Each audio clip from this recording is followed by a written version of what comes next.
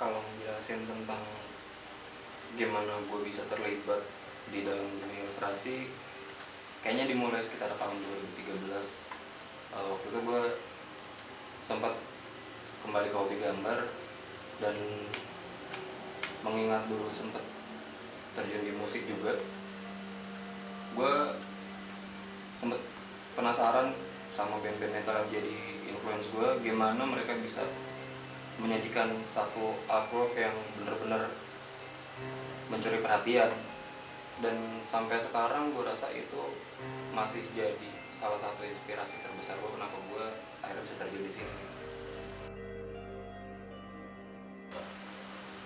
Kalau untuk claiming dan berani claiming menyebut diri gue seorang ilustrator, mungkin dimulai saat pertama kali gue ikut pameran di Bilangan Kemang itu awal tahun 2017. Waktu itu pameran pertama gue sebagai seorang ilustrator, di mana gue diminta untuk mengolah satu konsep tentang transisi dan konsep waktu.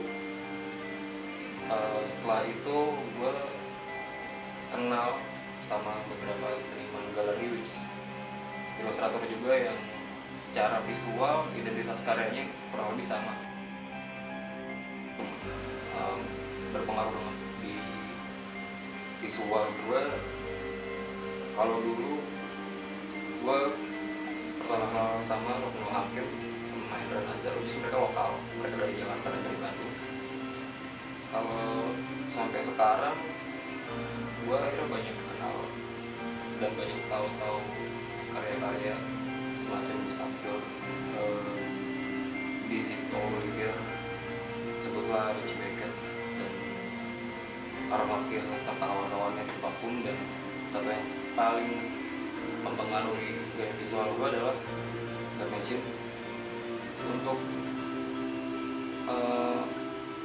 cara berkarya dan bagaimana seorang ilustrator melihat keadaan lingkungannya, gue sangat dipengaruhi oleh beberapa teman dari seni ilustrasi lokal. Sebetulnya mereka Sigma Slide dari Batu Malang, Perak dari Ciledug, dia di Jakarta Barat, dan teman-teman di Tanah Hitam. Buat gue berkarya, sebutlah menggambar itu kayak perjalanan sih. Jadi gue nggak ingin membatasi diri atau dipatokkan sama satu karakter visual yang akhirnya nggak bisa ngasih gue kesempatan untuk explore di luar. Untuk visual gue memang banyak banget penasaran dan ingin tahu gimana satu seniman bisa mencapai titik visual setinggi level mereka. Ya itu yang jadi latar belakang gue untuk silakan coba sendiri, coba terus. Art, kalau kita lihat di media ya, dan art itu orang, dan art itu menyeramkan, dan art itu kelam.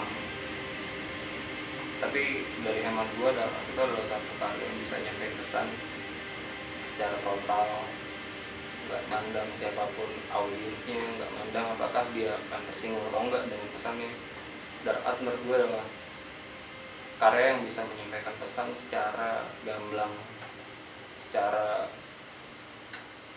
dia bisa sekalipun menyinggung sisi sensitif dari setiap manusia, entah sebutlah itu soal kehidupan sosial atau agama, tapi dari sisi dark. Banyaknya klien sejauh ini yang jadi klien favorit gue adalah band, which is gue ingin dan gue senang banget ketika